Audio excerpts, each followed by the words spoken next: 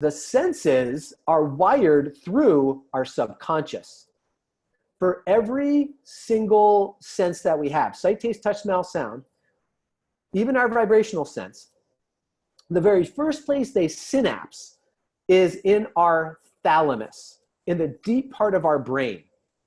So whether it's coming through our eyes, whether it's coming through our ears, wherever it's coming through, it synapses in the deepest part of our brain, which is called our thalamus. Now the thalamus and our limbic system and our hippocampus are kind of like the control center for our subconscious mind. I'm not saying they are our subconscious mind, because our subconscious mind is our whole body, remember? And actually, most of the universal mind, by the way, also is subconscious, if you think about it that way, because if we're not aware of it, it means it's subconscious. Anything that we're not aware of is subconscious. As soon as we're aware of it, it's conscious. But all the information that comes into our being here, if we want to think about it that way, all gets wired through our subconscious mind first into our thalamus. Now, our thalamus is the part of our brain where our brain waves are generated from. Remember we talked about alpha waves, beta waves, theta waves, delta waves? They're all generated from our thalamus rather. Our thalamus is the hub of the brain waves.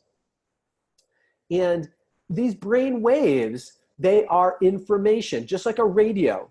They're pumping out radio, like waves, just like radio waves. Like if you tuned your radio station to 103.5, a country music station, the reason you're decoding it on your radio is because that radio station has been encoded somewhere in country music land at 103.5 pulses per second. So that's a wave.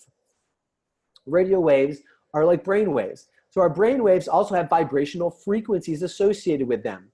And just like a radio wave carries information, our brain waves carry information.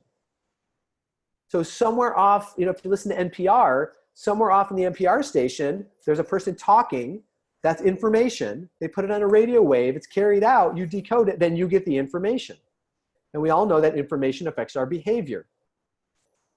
So from our thalamus, it's literally pumping out brain waves every 1/10 of a second.